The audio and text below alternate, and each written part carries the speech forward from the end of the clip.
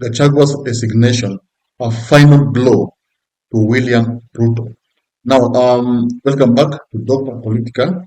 I'm your host, political analyst Peter Ogutu, and today we are here to break down the political storm that has been raging Kenya over a year between William Samoei Ruto and his former deputy, Rigathi Gachagua.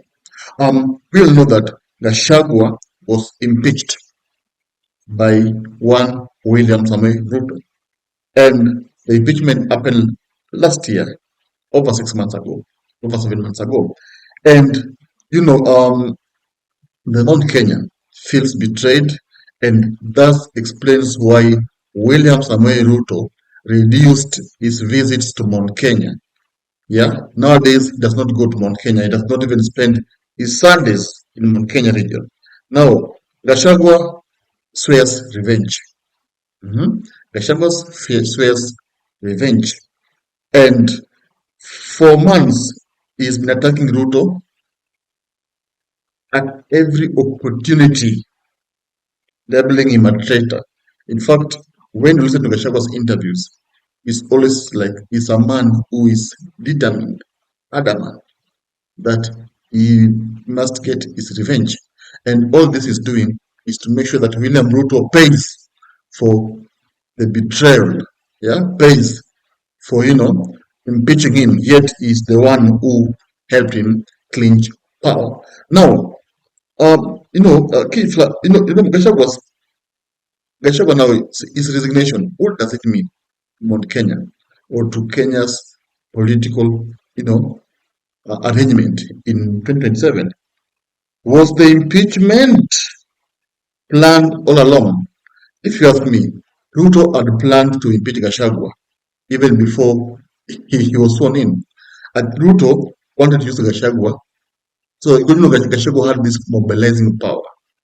He knew how to mobilize, the Mount Kenya region votes to Ruto's favor.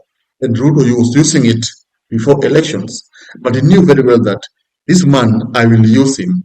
And once I get what I want, I will nitamfukuza kama sungura. Yeah, nitamfukuza kama sungura. And actually, that's what happened. He had planned all this thing all along. Even before, Gachagua messed. No, some people have been saying that Gachagua was impeached because of maybe disrespecting Ruto or, trying to unite Mount Kenya. No, Ruto had planned the impeachment long ago. So, why do you think now Gachagua is resigning? Of course, he's yet to, unveil his party this Thursday. And the party, of course, for him to unveil his party, he has, of course, to resign so that he becomes a full member of his party. So, his next move, analysts believe that Gachagua wants to unite the whole country under his party. Now, some people have been saying that Gachagua is a tribal, is tribal actually, but no, the man is just clever. He is trying now to unite Mount Kenya, but soon enough, you will see the party, Kalonzo Musyoka, Martha Karua, and other political figures will join his party, and of course they will form a coalition, and that will be a final nail to William Samoei Ruto. Yeah, that will be a final nail. And I think if there's someone Ruto needs to be afraid of, is Gachagua. Now, what is Ruto's worst nightmare? Because with Gachagua out and Raila distancing himself, Ruto faces his biggest challenge yet. Many people by now should have already known that Raila Odinga is distancing himself from William Samoei Ruto. There are cases, for example, seeing Orengo fighting Ruto, and ODM fighting Ruto. Even Raila told ODM that when Sifuna talks, Sifuna represents the party. And remember, Sifuna has been attacking the government. So it means that Raila is the person who is sending Sifuna convey a message to William Samoei Ruto. So this means that Raila Molodinga, even this IBC process, Raila has remained mum. Actually, he has not even said anything regarding the IBC selection panel.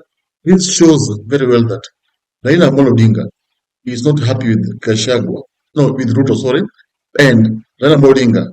The way I know, Raila will not be with Ruto 2027. So Ruto is a man who is in the middle. Who talk about Gachagua, who Raila Odinga. Mamba. Yeah. Now Ruto does not know what to do. And Gachagua has vowed to lock Mount Kenya votes. And so Ruto, in his basket, is already subtracted Mount Kenya because Mount Kenya people will not vote for him. No, the only region that is backing on is Nyanza and other coastal region. But remember, Raila Odinga is not representing Nyanza alone. Raila is a force in Kenya. So Raila represents Western, Nyanza, Coastal region, Kambani region.